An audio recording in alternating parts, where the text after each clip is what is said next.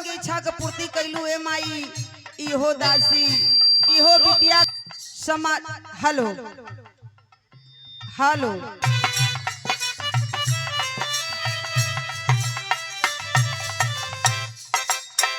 गैला ना हम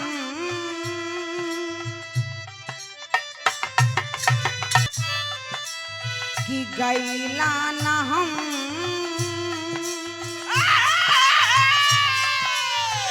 गैला ना हम तू हई गवावेलू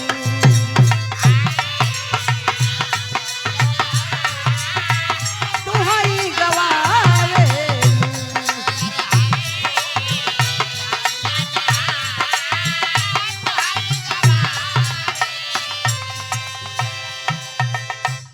ए देखे माननीय श्री अरुण यादव जी पूर्व जिला पंचायत सदस्य आप की गैला ना हम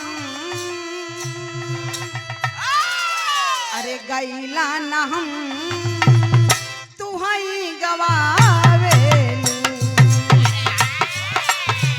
गैला ना हम तू हई गवावेलू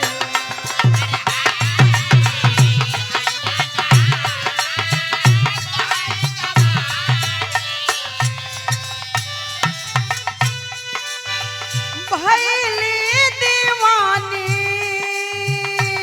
मैया हो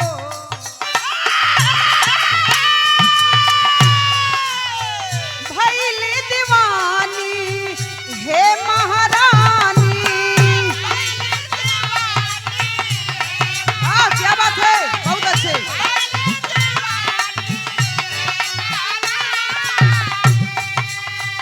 भैली दीवानी हे महारानी लजिया बचावेलू गैला ना हम तू हई गवावेलू। क्या बात है बहुत अच्छे।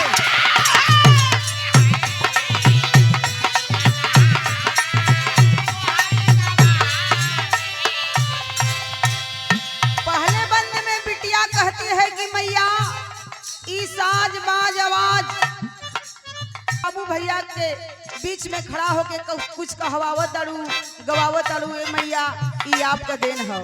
कहना है कैसे बहुत अच्छे।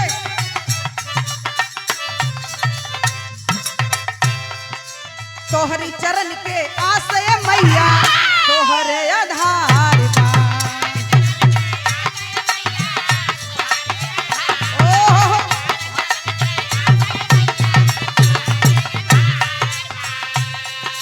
बिनती सुनला हे जग जननी बिटिया लाचार बा।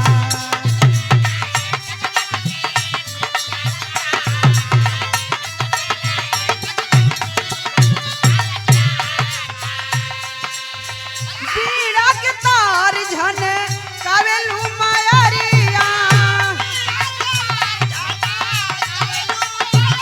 ओहो बहुत अच्छे।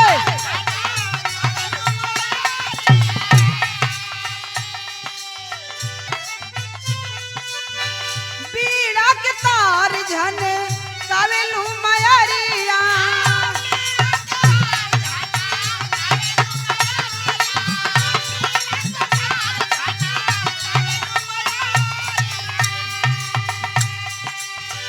बीड़ा के तार झन कावेलू मायारिया गीतिया गवावेलू गैला ना हम तू हई गवावेलू।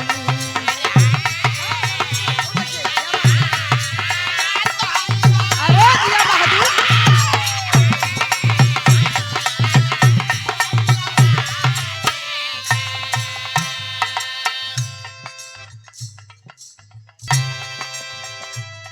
वंदना कमों में होला बहुतों में होला एकर नाम वंदना है। ई वंदना होला एके बंद करे के पड़ेला। आखिरी लाइन में बिटिया मैया से कहे कि हे मैया कौने खानदान से हम ताल्लुकात रखीला। कहना हो आखिरी लाइन में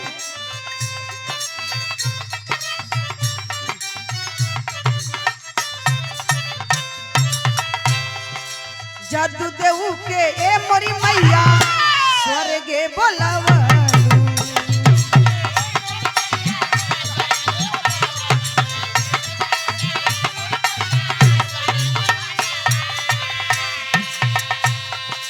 काशी सुरेंद्र से ये मैया बिरहा गवलू। ओहो क्या बात है।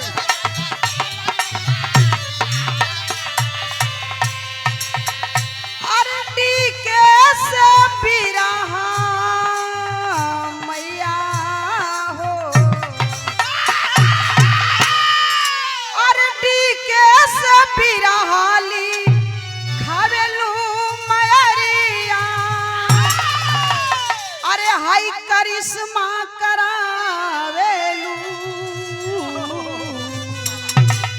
कि गैला न हम, अरे गैला न हम तू हई गवावे।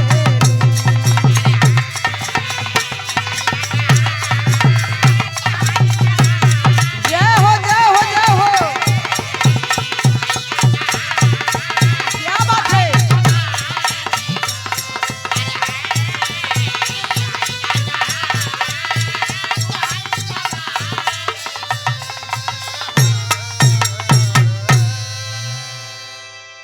ए मास्टर साहब